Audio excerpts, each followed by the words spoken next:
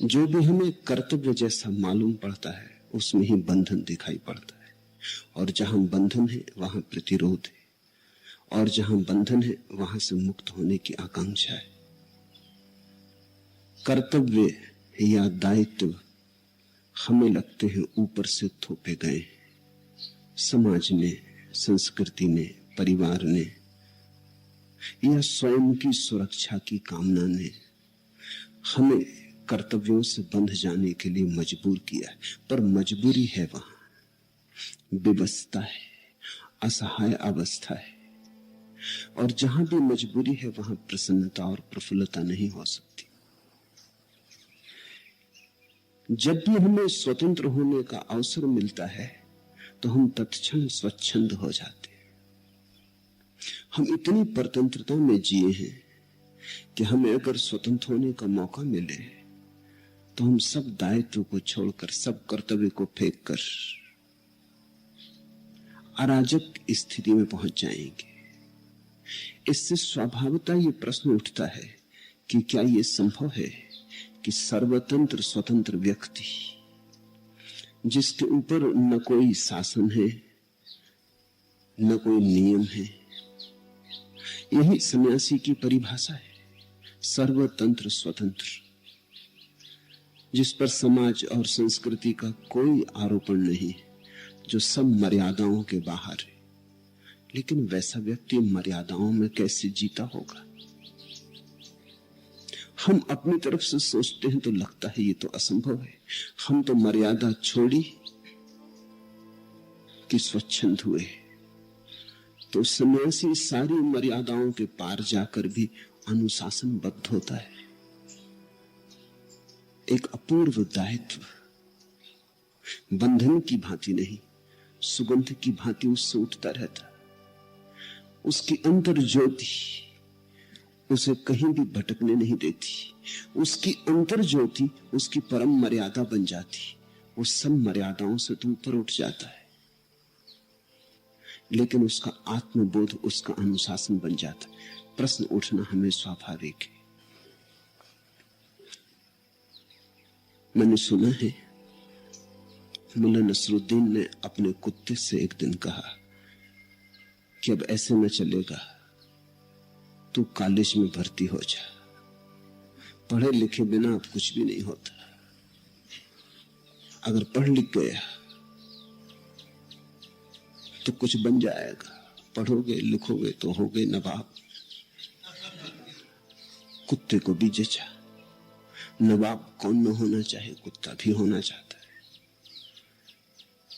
जब पढ़ लिख के कुत्ता वापस लौटा कॉलेज से 4 साल बाद, तो मुल्ला ने पूछा क्या क्या सीखा। उस कुत्ते ने कहा कि सुनो, इतिहास में मुझे कोई रुचि नहीं आई, क्योंकि आदमियों के इतिहास में कुत्ते की क्या रुचि हो सकती। कुत्तों की कोई बात ही नहीं आती। कुत्ते ने कहा, बड़े बड़े कुत्ते हो चुके हैं, जैसे तुम्हारे सिकंदर और हिटलर, ऐसे हमारे भी बड़े बड़े कुत्ते हो चुके हैं, लेकिन हमारे इतिहास का कोई उल्लेख नहीं। इतिहास में मुझे कुछ रस ना आया। जिसमें मेरा और मेरी जाति का उल्लेख ना हो उसमें मुझे क्या रस। भूगोल में मेरी थोड़ी उत्सुकता थी, उतनी ही जितने की कुत्तों की होती है, हो सकती है। पोस्ट ऑफिस का बम्बा या बिजली का खंबा, क्योंकि वे हमारे शौचालय। इससे ज्यादा भूगोल में मुझे कुछ रस नहीं आया। मुल्ला थोड़ा हैरान होने लगा। उसने कहा, और गणित? कुत्ते ने कहा, गणित का हम क्या करेंगे? गणित का हमें कोई अर्थ नहीं है, क्योंकि हमें धन संपत्ति इकट्ठी नहीं करनी। हम तो क्षण में जीते, हम तो अभी जीते, कल की हमें कोई फिक्र नहीं। जो बीता कल है वो गया, जो आने वाला कल है आया नहीं। हिसाब करना किसको है? लेना देना क्या है? कोई खाता बही रखनी? तो मुल्ला ने कहा, 4 साल सब फिजूल गए। नहीं, उस कुत्ते ने कहा, सब फिजूल नहीं गए। मैं एक विदेशी भाषा में पारंगत होकर लौटा।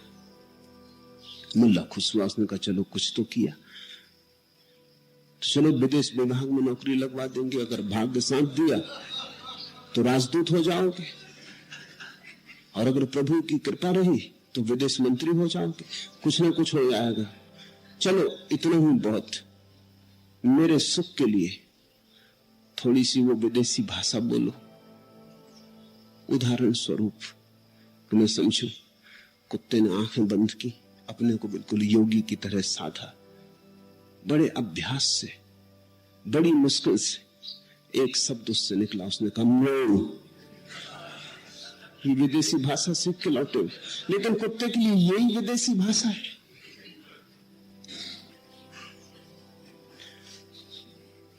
हर चेतना के तल की अपनी भाषा है और हर चेतना के तल की अपनी समझ है। जहां हम जीते हैं वहां हम सोच भी नहीं सकते कि सर्वतंत्र स्वतंत्र होकर भी हम शांत होंगे, सुनियोजित होंगे, सृजनात्मक होंगे। हम सोच भी नहीं सकते, सोचने का उपाय भी नहीं है। हमें समझ में नहीं आ सकता क्योंकि हम कर्तव्य को प्रेम रहित जाने हैं। हमें पता नहीं कि जब प्रेम से प्राण भरते हैं तो कर्तव्य छाया की तरह चला आता। एक सन्यासी हिमालय की यात्रा पर गया था। वो अपना बिस्तर बोरिया बांधे हुए चढ़ रहा है, पसीने से लथपथ, दोपहर घनी चढ़ाव है बड़ा, और तभी उसने पास में एक पहाड़ी लड़की को भी चढ़ते देखा। होगी उम्र कोई 10-12 साल की, और अपने बड़े मोटे तगड़े भाई को जो होगा कम से कम 6-7 साल का, उसको वो कंधे पे बिठाए चढ़ रही, पसीने से लथपथ। उस सन्यासी ने उससे कहा, बेटी बड़ा बोझ लगता होगा। उस लड़की ने बड़े चौंक के देखा और सन्यासी को कहा, स्वामी जी बोझ आप लिए, ये मेरा छोटा भाई है। तराजू पे तो छोटी रखो या बिस्तर को रखो, कोई फर्क नहीं पड़ता, तराजू तो दोनों का बोझ बता देगा। लेकिन हृदय के तराजू पे बड़ा फर्क पड़ जाता। छोटा भाई है, फिर बोझ कहां, फिर बोझ में भी एक रस है, फिर बोझ भी निर्बोझ है। जिस व्यक्ति को आत्मभाव जगा, जिसने स्वयं को जाना, उसके लिए सारा अस्तित्व परिवार हो गया। इससे एक नाता जुड़ा। जिस दिन तुम स्वयं को जानोगे उस दिन तुम ये भी जानोगे कि तुम इस विराट से अलग और पृथक नहीं हो। ये तुम्हारा ही फैलाव है या तुम इसके फैलाव हो, मगर दोनों एक हो। उस एकात्म बोध में तुम कैसे किसी की हानि कर सकोगे, तुम कैसे हिंसा कर सकोगे, तुम कैसे किसी को दुख पहुंचा सकोगे, तुम कैसे बलात्कार कर सकोगे किसी भी आयाम में, किसी के भी साथ, तुम कैसे जबरदस्ती कर सकोगे। वो तो अपने ही पैर काटना होगा, वो तो अपनी ही आंखें फोड़ना होगा, वो तो अपने ही साथ बलात् होगा। जिस व्यक्ति को आत्मज्ञान होता उसे ये भी ज्ञान हो जाता कि मैं और तू दो नहीं है, एक ही है। उस एक के बोध में दायित्व फलित होता है, लेकिन वो दायित्व तुम्हारे कर्तव्य जैसा नहीं है, तुम्हें तो करना पड़ता है। उस सर्वतंत्र स्वतंत्र अवस्था में करने पड़ने की तो कोई बात ही नहीं रह जाती, होता है। सन्यासी खींच रहा था बोझ को, परेशान था, सोच रहा होगा 1000 बार कहीं सुविधा मिल जाए तो इस बोझ को उतार दूं, हटा दूं। किस दुर्भाग्य की घड़ी में इतना बोझ लेके चल पड़ा। पहले ही सोचा होता कि पहाड़ पर चढ़ाई है, घनी धूप है, इन्हीं बातों को सोचता हुआ जाता होगा। इन्हीं बातों के पर्दे से उसने उस छोटी सी लड़की को भी देखा, लेकिन लड़की इस तरह का कुछ सोच ही नहीं रही थी, उनकी भाषाएं अलग थी। उसने कहा, ये मेरा छोटा भाई। आप कहते क्या हो स्वामी जी, अपने शब्द वापस लें। बोझ, ये मेरा छोटा भाई है। वहां एक संबंध है, एक अंतर संबंध है। जहां अंतर संबंध है वहां बोझ कहां। और जिस व्यक्ति का अंतर संबंध सर्व से हो गया, वो सर्वतंत्र स्वतंत्र हो जाए, लेकिन अब सर्व से जुड़ गया, तंत्र से मुक्त हुआ, सर्व से जुड़ गया। तो तंत्र में तो एक ऊपरी आरोपण था, कानून कहता है ऐसा करो, नीति नियम कहते हैं ऐसा करो, न करोगे तो अदालत है, अदालत से बच गए तो नरक है। घबराहट पैदा होती। इस भय के कारण आदमी मर्यादा में जीता है। लेकिन जिस व्यक्ति को पता चला कि मैं इस विराट के साथ एक हूं, ये वृक्ष भी मेरे ही फैलाव, ये मैं ही इन वृक्षों में भी हरा हुआ हूं, तो वृक्ष की डाल को काटते वक्त भी तुम्हारी आंखें गीली हो आएंगी, तुम संकोच से भर जाओगे, तुम अपने को ही काट रहे हो, तुम संभल संभल के चलने लगोगे, जैसे महावीर चलने लगे संभल संभल के। कहते हैं रात करवट न बदलते थे कि कहीं करवट बदलने में कोई कीड़ा मकोड़ा पीछे आ गया हो, दब ना जाए, तो एक ही करवट सोते थे। अब किसी ने भी ऐसा उनसे कहा नहीं था, किसी शास्त्र में लिखा नहीं कि एक ही करवट सोना, किसी नीति शास्त्र में लिखा नहीं कि करवट बदलने में पाप है।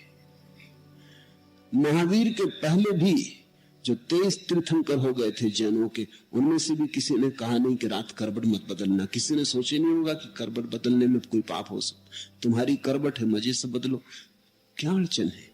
लेकिन महावीर का अंतर्बोध कि करवट बदलने में भी उन्हें लगा कि कुछ दब जाए, कोई पीड़ा पा जाए। अंधेरे में चलते नहीं थे कि कोई पैर के नीचे दब ना जाए, अंधेरे में भोजन न करते थे कि कोई पतंगा गिर न जाए। जैन भी नहीं करता अंधेरे में भोजन, लेकिन इसलिए नहीं कि पतंगे से कुछ लेना देना। जैन का प्रयोजन इतना है कि पतंगा गिर गया और खा लिया तो हिंसा हो जाएगी, नरक जाओगे। ये फिक्र अपनी है, ये तंत्र। महावीर की फिक्र अपनी नहीं है, पतंगे की फिक्र है। ये सर्वतंत्र स्वतंत्रता, ये सर्व के साथ एक आत्मभाव। जैन मुनि भी चलता है पिच्छी लेके, रास्ता अपना साफ कर लेता है जहां बैठता है, लेकिन उसका प्रयोजन भिन्न है।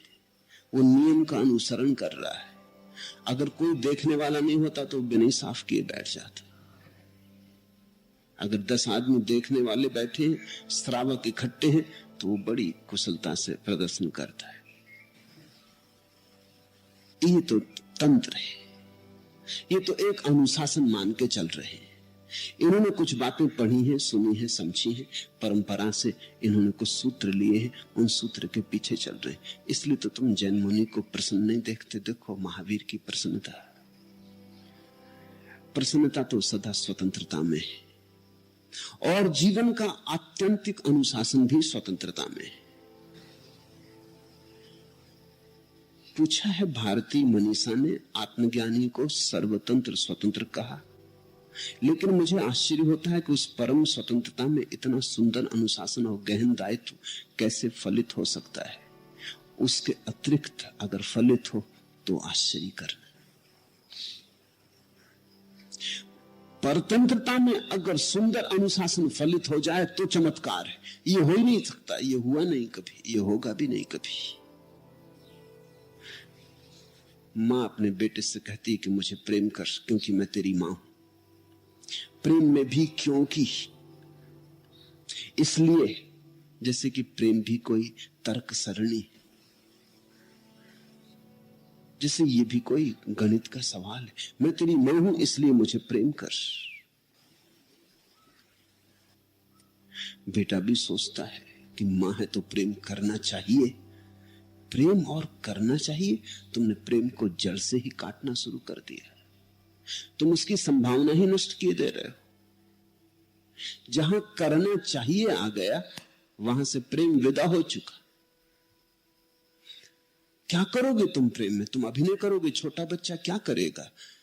मां आएगी पास तो मुस्कुराएगा, जबरदस्ती मुंह फैला देगा, भीतर हृदय से कोई मुस्कुराहट उठेगी नहीं। मां आ रही, मां है तो मुस्कुराना चाहिए, प्रेम दिखाना चाहिए। लेकिन इसके हृदय में कहीं कोई मुस्कुराहट नहीं उठ रही। ये झूठ होना शुरू हुआ, ये पाखंड की यात्रा शुरू हुई। ये प्रेम की यात्रा नहीं है। ये बच्चा मरने लगा, ये पाखंडी होने लगा। फिर जिंदगी भर ये मुंह को फैला देगा। मुंह को फैला लेना तो अभ्यास से आ जाता है। मुंह का फैला देना थोड़ी मुस्कुराहट है। मुस्कुराहट तो वो है जो आए भीतर से, फैल जाए चेहरे पर, रोए रोए पर, उठे हृदय से, तो ही मुस्कुराहट है। ऐसे ओंठ को तान लिया तो अभिनय हुआ, नाटक हुआ, राजनीति हुई। देखते राजनीतिक को बस हाथ जोड़े मुस्कुराते ही रहता है। एक राजनीतिक को मैं जानता हूं, कहते हैं वो रात में भी जब सोते हैं तो हाथ जोड़े मुस्कुराए रहे, नींद में भी वोटरों के समक्ष खड़े हैं, मुस्कुरा रहे हैं। जीवन सड़ा जा रहा है, प्राण में सिवाय अंधेरे के कुछ भी नहीं, सिवाय चिंता और विक्षिप्तता के कुछ जाना नहीं, मगर मुस्कुराए जा रहे हैं। वो मुस्कुराहट थोथी है। और तुमने अगर प्रेम इसलिए किया क्योंकि मां है, क्योंकि छोटी बहन है, क्योंकि छोटा भाई है, अगर तुम्हारे प्रेम में क्यों की रहा तो तुम समझ लेना कि तुम समझ नहीं पाए। हम सबको तैयार किया गया पाखंड के लिए, इसलिए तो दुनिया में प्रेम कम है और पाखंड बहुत है। इसलिए तो दुनिया में सत्य कम है और अभिनय बहुत है।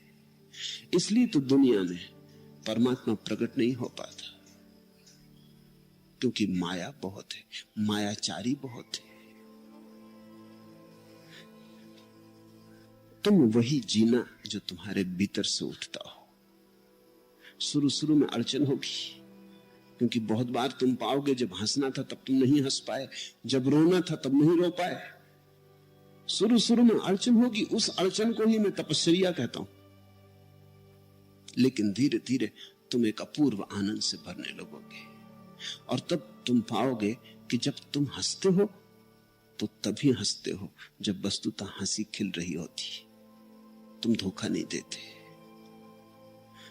धीरे धीरे तुम्हारा जीवन तंत्र से मुक्त होने लगेगा और स्वभाव के अनुकूल आने लगेगा। तंत्र है आदत। बचपन से किसी को सिखा दिया कि हिंदू मंदिर के सामने हाथ जोड़ना, तो वो जोड़ लेता है। वो आदत है। न तो कोई हृदय में श्रद्धा है, न प्राणों में कोई नैवेद्य चढ़ाने की आतुरता है, न भरोसा है। गणित जरूर है, भरोसा नहीं। मैं ब्लेस पैस्कल का जीवन पढ़ता था। बहुत बड़ा गणितज्ञ और वैज्ञानिक हुआ पैस्कल। उसका एक मित्र था दिमेयर। वो जुआड़ी था, कहते हैं दुनिया के खास बड़े जुआड़ियों में एक था। उसने अपना सब जीवन जुए पे लगा दिया था। जुए में जब कभी कोई बड़ी कठिनाई आ जाती, उससे कोई प्रश्न उठता, तो वो पैस्कल से पूछा करता था कि तुम इतने बड़े गणितज्ञ हो, जरा मेरे जुए में साथ दो। तो पैस्कल का मित्र था, इसलिए पैस्कल उसकी बात सुनता था। उसकी बात सुनते सुनते पैस्कल को यह समझ में आया, उसने अपनी आत्मकथा में लिखा है कि उसकी बातें सुन सुन के मैं ईसाई हो गया। ये बड़ी आश्चर्य की बात है, जुआड़ी की बातें सुन सुन के ईसाई। तो पैस्कल कहता है इस तरह में ईसाई हुआ कि उसकी जुआड़ी के मनोविज्ञान को समझ के मुझे समझ में आया कि धार्मिक आदमी का मनोविज्ञान भी जुआरी का है। जुआरी 1 रुपया लगाता, अगर जीतेगा तो 25 रुपए मिलने वाले, अगर हारेगा तो सिर्फ 1 ही रुपया जाएगा। ये उसका मनोविज्ञान है। हारने में कुछ खास खोता नहीं, अगर मिल गया तो 25 गुना मिलता है या 1000 गुना मिलता है, अगर खोया तो कुछ खास खोता नहीं। मिलता है तो बहुत मिलता है। इन दोनों के बीच जुआरी तौलता है। तो पैस्कल ने लिखा है, मैंने भी सोचा कि यदि ईश्वर है, आस्तिक मानता है कि ईश्वर है, अगर मरने के बाद आस्तिक ने पाया कि ईश्वर नहीं है तो क्या खोया? थोड़ा सा समय खोया, प्रार्थना पूजा में जो लगाया, जो सत्संग में गंवाया, बाइबल कुरान उलटने में जो नष्ट हुआ, थोड़ा सा समय खोया। अगर ईश्वर नहीं पाया तो आस्तिक इतना ही खोएगा कि थोड़ा सा समय खोया, और जब पूरी जिंदगी खो गई तो उस थोड़े समय से भी क्या फर्क पड़ता है। लेकिन अगर ईश्वर हुआ तो शाश्वत रूप से स्वर्ग में निवास करेगा, भोगेगा आनंद। नास्तिक कहता है ईश्वर नहीं है। अगर ईश्वर न हुआ तो ठीक, नास्तिक ने कुछ भी नहीं खोया। लेकिन अगर ईश्वर हुआ तो अनंत काल तक नरकों के दुख। इसलिए पैस्कल ने लिखा कि मैं कहता हूं ये सीधा गणित है कि ईश्वर को मानो। इसमें खोने को तो कुछ भी नहीं है, मिलने की संभावना है। न मानने में कुछ मिलेगा नहीं अगर ईश्वर न हुआ, लेकिन अगर हुआ तो बहुत कुछ खो जाएगा। पैस्कल कहता है अगर तुम्हें थोड़ी भी सुरक्षा और जुए का भी अनुभव है तो ईश्वर सौदा करने जैसा है।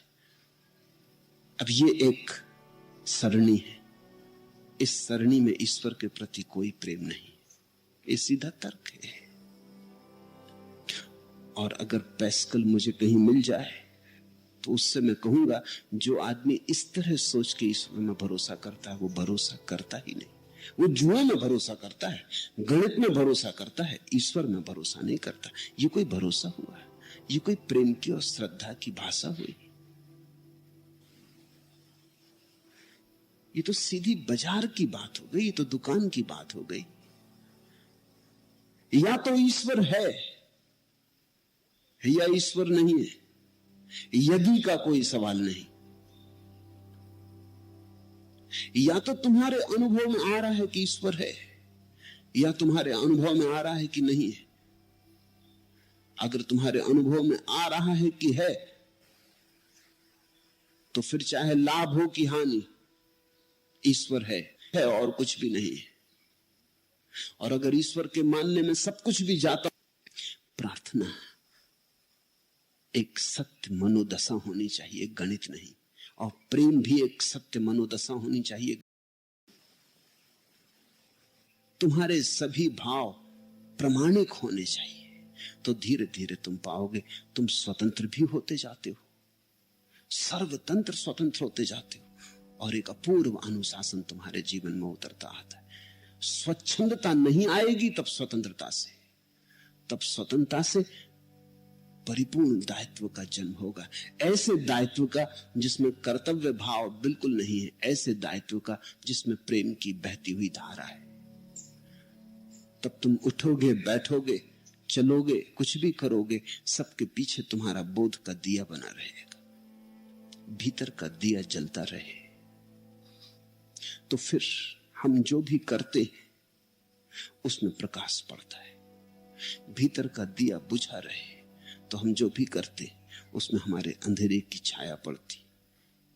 सोया हुआ आदमी पुण्य भी करे तो पाप हो जाता है, जागा हुआ आदमी पाप भी करे तो भी पुण्य ही होगा, क्योंकि जागा हुआ आदमी पाप कर ही नहीं सकता।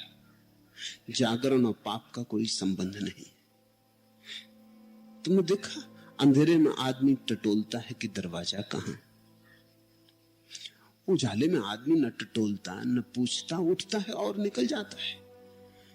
उजाले में आदमी सोचता भी नहीं कि दरवाजा कहां, ऐसा प्रश्न भी नहीं उठता। तुम्हें यहां से उठ के जाना होगा तो तुम सोचोगे थोड़ी, तुम योजना थोड़ी बनाओगे कि ऐसे चलें फिर यहां दरवाजा खोजें। बस तुम उठोगे और चल पड़ोगे, तुम्हें दिखाई पड़ रहा है। सर्वतंत्र व्यक्ति वही हो सकता है, सर्वतंत्र स्वतंत्र व्यक्ति वही हो सकता है जिसके भीतर प्रकाश चला है। सन्यासी को हमने सर्वतंत्र स्वतंत्र कहा है, उसे हमने कोटिहीन कोटि माना है। अष्टावक्र उसी की चर्चा कर रहे हैं, उसी परम सन्यास की, परम दशा की, जहां न भोगी न त्यागी दोनों नियम काम नहीं करते, न भोग न त्याग, जहां केवल साक्षी भाव पर्याप्त है। अष्टावक्र कह रहे हैं कि साक्षी भाव हो तो फिर तू कहीं भी रह, कैसे भी रह, जैसे हो वैसे रह। साक्षी भाव है तो सब सध जाएगा, सब ठीक हो जाएगा। एक बात समझ जाए, ध्यान संभल जाए, साक्षी भाव संभल जाए, सब अपने आप संभल जाता है, से सब अपने आप संभल जाता है। और निश्चित ही तब जो एक अनुशासन होता है, उसके सौंदर्य की महिमा अपूर्व है। तब जो अनुशासन होता है वो प्रसाद रूप है। तब उसमें आरोपण जरा भी नहीं, चेष्टा जरा भी नहीं। तुम कुछ करना चाहिए इसलिए नहीं करते, जो होता है होता है, जो होता है सुंदर और शुभ है। तुमने परिभाषा सुनी होगी, परिभाषाएं कहती हैं अच्छे काम करने वाला पुरुष संत है। मैं तुमसे कहना चाहता हूं, अच्छे काम करने वाला पुरुष संत है, इसमें तुमने बैलों को गाड़ी के पीछे रख दिया। संत से अच्छे काम होते, तब तुमने बैल को गाड़ी के आगे जोता। अच्छे कामों से कोई संत नहीं होता, संत होने से काम अच्छे होते। ऊपर से आचरण ठीक कर लेने से कोई भीतर अंतस की क्रांति नहीं होती, लेकिन भीतर अंतस की क्रांति हो जाए तो बाहर का आचरण दैदीप्यमान हो जाता है, दीप्ति से भर जाता है, आभा से आलोकित हो जाता है।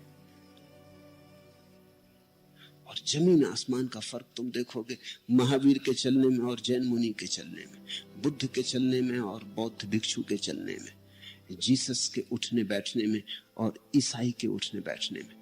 हो सकता है दोनों बिल्कुल एक सा कर रहे हों, कभी कभी तो यह हो सकता है अनुकरण करने वाला मूल को भी मात कर दे, क्योंकि मूल तो सहज होगा, स्वस्फूर्त होगा, अनुकरण करने वाला तो यंत्रवत होगा। जो अभिनय कर रहा है वो तो रिहर्सल करके, खूब अभ्यास करके करता है, लेकिन जो स्वभाव से जी रहा है वो तो कोई रिहर्सल नहीं करता, कोई अभ्यास नहीं करता। जो उसकी अंतश्चेतना में प्रतिफलित होता है वैसा जीता है। जब जैसा प्रतिफलित होता है वैसा जीता है। जब जैसा स्वभाव चलाए चलना, जब जैसा स्वभाव कराए करना, जब जैसा अंतस में उगे उससे अन्यथा न होना, यही संन्यास है।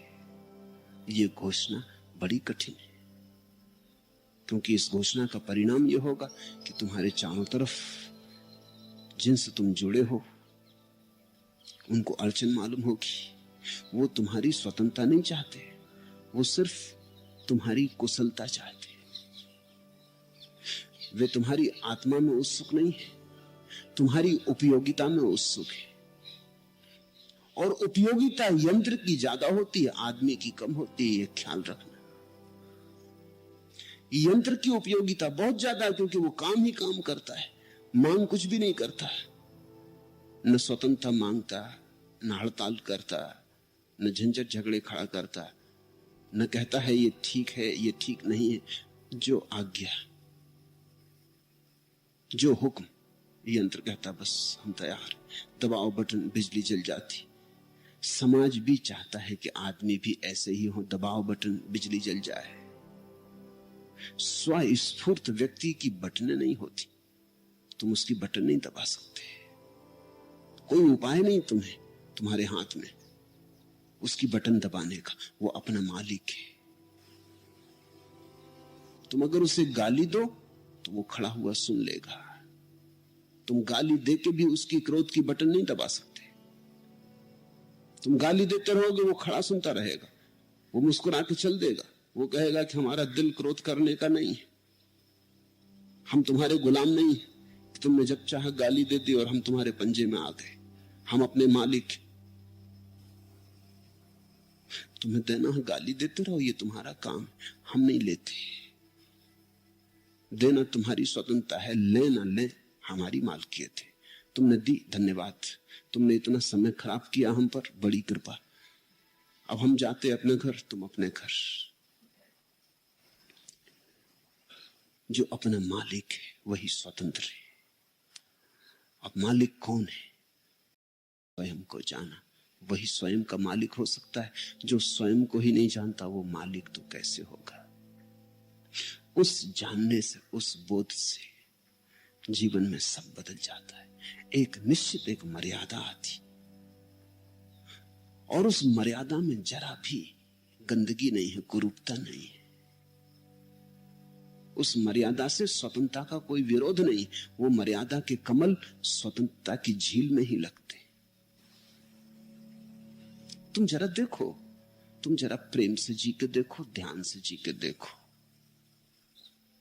तुम्हारी पुरानी आदतें बाधा डालेंगी क्योंकि तुमने कर्तव्य के खूब जाल बना रखे। तुम अपनी पत्नी को प्रेम प्रकट किए चले जाते हो क्योंकि कहते हो पत्नी है। शास्त्र कहते हैं जन्म जन्म का साथ है। लेकिन तुमने एक दिन भी इस पत्नी को प्रेम किया? इन शास्त्रों ने तुम्हारा जीवन नष्ट किया और ये पत्नी तुमसे तृप्त नहीं हो सकी क्योंकि प्रेम तो तुमने कभी किया नहीं। पत्नी को प्रेम करना चाहिए इसलिए एक नियम का अनुसरण किया। प्रेम कभी बहा नहीं, प्रेम कभी झरा नहीं, प्रेम कभी नाचा नहीं, गुनगुनाया नहीं। प्रेम में कोई गीत नहीं बने, सिर्फ एक नियम की डाल लिए थे 7 फेरे। पंडित पुजारियों ने जोते से हिसाब बांध दिया था कि ये तुम्हारी पत्नी, तुम इसके पति। माँ बाप ने कुल परिवार खोज लिया था, तो अब तो करना ही पड़ेगा। पत्नी है तो प्रेम तो करना ही पड़ेगा। तुमने इस पत्नी का भी जीवन नष्ट कर दिया, तुमने अपना जीवन भी नष्ट कर लिया। तुम्हारा प्रेम जब झूठा हो जाता है तो तुम्हारे परमात्मा से जुड़ने के सब सेतु टूट जाते।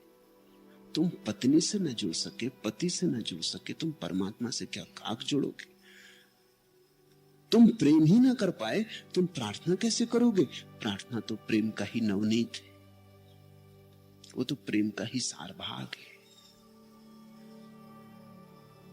जीवन को स्वाभाविक रूप से जीना विद्रोह है। इसलिए मैं कहता हूं धार्मिक जीवन विद्रोही का जीवन है। धार्मिक जीवन तपस्वी का जीवन है। और ध्यान रखना, तपस्या से मेरा मतलब नहीं कि तुम धूप में खड़े हो, शरीर को काला कर रहे हो या कांटे बिछा के लेट गए हो। ये सब मूढ़ताएं, इनका तपस्या से कुछ लेना देना नहीं।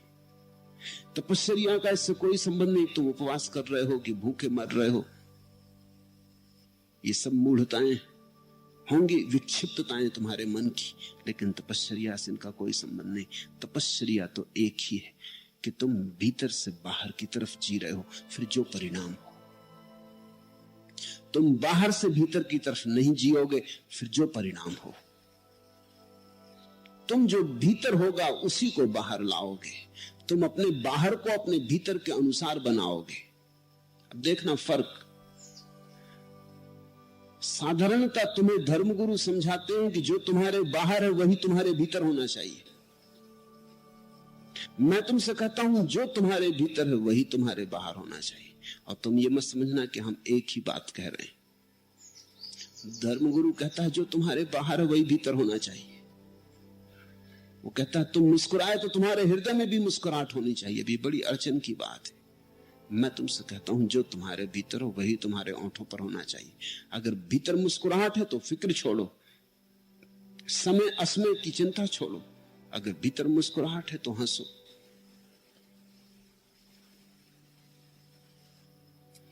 मैं छोटा था, मेरे एक शिक्षक मर गए, उनसे मुझे बड़ा लगाव था। वो बड़े प्यारे आदमी थे, काफी मोटे थे, और जैसे मोटे आदमी आमतौर से भोले भाले लगते, वो भी भोले भाले लगते थे। उन्हें हम चिढ़ाया भी करते थे, सारे विद्यार्थी उनकी खूब मजाक भी उड़ाते थे। वो बड़ा साफा माफा बांध के आते, एक तो वैसे ही मोटे, और साफा इत्यादि और डंडा वगैरह बड़ी प्राचीन मालूम होते, और चेहरे पे उनके बच्चों जैसा भोलापन था, जैसा अक्सर मोटे आदमियों के चेहरे पे हो जाता। उन्हें देख के ही हंसी आती। उनका नाम ही लोग भूल गए थे, उनको हम सब भोलेनाथ, उससे वो चिढ़ते थे। ब्लैक बोर्ड पर उनके आते ही बड़े बड़े अक्षरों में लिख दिया जाता भोलेनाथ, और बस वो आते ही से गर्मा जाते। और उनकी गर्मी देखने लायक थी, और उनकी परेशानी और उनका पीटना टेबल को विद्यार्थी बड़ी शांति से आनंद लेते उनका। वो मर गए तो मैं छोटा ही था, गया वहां बड़ी भीड़ इकट्ठी हो गई थी, छोटा गांव, सभी लोग एक दूसरे से जुड़े, सभी लोग इकट्ठे हो गए थे और गांव भर उनको प्रेम करता था। उनको मरा हुआ पड़ा देख के और उनके चेहरे को देख के मुझे एकदम हंसी आने लगी। मैंने रोका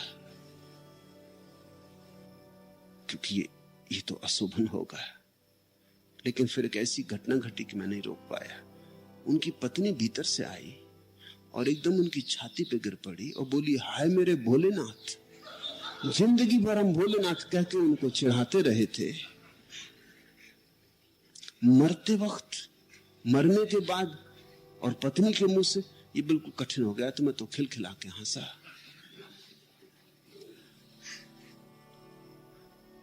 मुझे घर लाया गया, डांटा डपटा गया और कहा, कभी अब किसी की मृत्यु इत्यादि हो तुम जाना मत, क्योंकि वहां हंसना नहीं चाहिए था। मैंने कहा, इससे और उचित अनुकूल अवसर कहां मिलेगा, मेरी बात तो समझो। आदमी बेचारा मर गया और जिंदगी भर परेशान था कि लोग भोलेनाथ कह कह के सता रहे थे। बच्चे उनके पीछे चिल्लाते चलते थे कि भोलेनाथ। उनको स्कूल पहुंचने में घंटा भर लग जाता था, क्योंकि इस बच्चे के पीछे दौड़े, उस बच्चे के पीछे दौड़े, किसी से झगड़ा झंझट खड़ा हो गया। और मरते वक्त ये खूब उपसंहार हुआ। ये इतिस काफी अद्भुत हुई कि पत्नी की छाती पे गिर के कहती, हाय मेरे भोलेनाथ।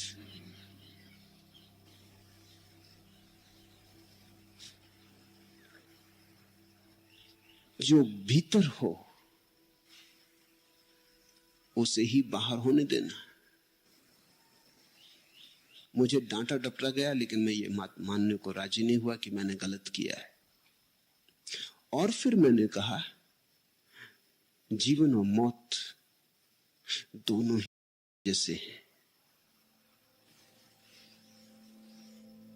तो मेरे घर के लोगों ने कहा, ये फलसफा तुम अपने पास रखो कि मौत और जीवन हंसने जैसे, मगर तुम दोबारा किसी की मौत में मत जाना, और गए तो ठीक नहीं होगा।